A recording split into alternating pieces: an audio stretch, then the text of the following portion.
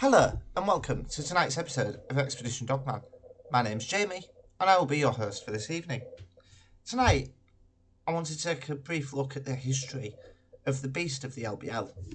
Now I know we sort of covered this last week, but that was more to give the information from the attendance point of view, but it doesn't give you a true history of the LBL. So I found a nice condensed version on rabrewster.com/2018-12. I'll put the link in the description anyway. Right, here we go. Creature feature, Beast of the Land Between the Lakes. December 21st, 2018, R.A. Brewster. The woods grow silent. This silence spreads up from the roots of the trees through the air to choke the birds, and still the insects. Something gazes out of the shadows. Eyes glow a demonic red, and stands tall on two legs that end in claws. It looks like a horrid mix of man and wolf. A tortured howl tears from its maw, a sound that rings through the forest. The beast of the land between the lakes is on the hunt. The Land Between the Lakes, or LBL for short, is a national park located near Murray, Kentucky.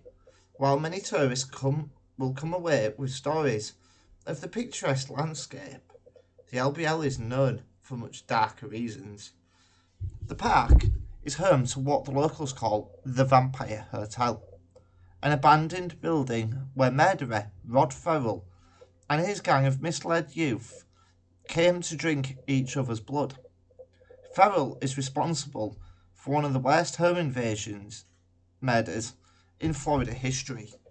While playing host to blood drinking rituals would be bad enough, something much worse than Ferrell is rumoured to still stalk the park.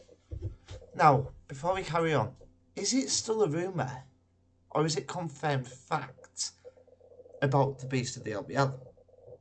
Anyway, the beast of the LBL is said to be over 6 feet tall, covered in hair with pointed ears. It has the head of a wolf, with long sharp teeth. Although it walks on two legs like a man, it can move silently through the trees. Now that's a little brief introduction and a nice description, I think, as to what the base of the LBL could possibly look like. From what this man is describing, apart from the red eyes, to me is a type 3 dogman. And I'll do a video, it might be after New Year now, where we look at what the beast of the LBL truly is. But here's the origin stories. On this one I think there's two. First one, the origins of the creature, which many who have seen it compare to classic depictions of werewolves or dogman sightings, varies.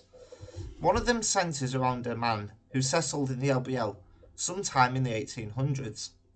He claims to suffer from a nighttime sickness, which would cause him to fly into rages that made him dangerous to be around. The man claimed it was passed down through the blood. Stories abound around him and his eventual descendants, all of which lived in the LBL until sometime in the 1900s. Unfortunately, we couldn't get any clarifications on these dates. Secondly, another possible origin for the creature comes from the French traders. Now, we mentioned this one last week. They spoke of legends about a loup-garou. One second, I will tell you what a loup-garou is when this loads. A loup-garou is a mythical creature in French, Canadian and American folklore, which is believed to come into existence as a result of a curse. It's basically the same thing as a rougarou. The word loup-garou is derived from French. In French language, the word loup means wolf, whereas garou means man and can turn into a wolf. Basically, that's a werewolf in English, also better known as a dogman.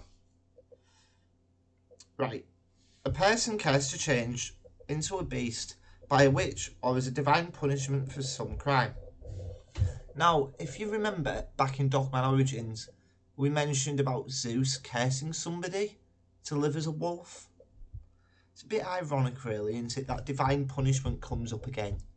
To me, that is very interesting. Right, moving on. The poor soul would then be overcome with animalistic rage and a craving for raw meat. The traders feared the creature, not just because of its violent nature, but because the curse could spread to those that survived an attack. Right, before we carry on, to me, the origin story is a bullcrap. I honestly believe the Beast of the LBL is a dogman. And the thing is, back in the 1800s, when this creature first started to appear, apparently, we all know what people were like for old wives' tales. And that's what I honestly believe these two are. Right. There have been many sightings in the modern day of the Beast of the Land Between the Lakes. Throughout the years, even up to today. I'm going to keep digging on that one. I want more modern stories. The most shocking of which is said to have happened in 1980. Now, was it 1975, 1980 or 1985? It's somewhere in that region. We covered it last week, so I'm going to skim over that because that's to do with the Hamish family. I don't want to keep covering the same regurgitations over and over again, but that story is the most popular. Right, so moving down to the next bit. To this day, ranchers around the LBL who have been working with American bison report calves mysteriously going missing. Campers tell stories about howling and guttural screams from somewhere just beyond their campfires. One tourist, after a prolonged feeling of being followed, managed to take the above photo. Was it just the play of the light and shadow on his imagination?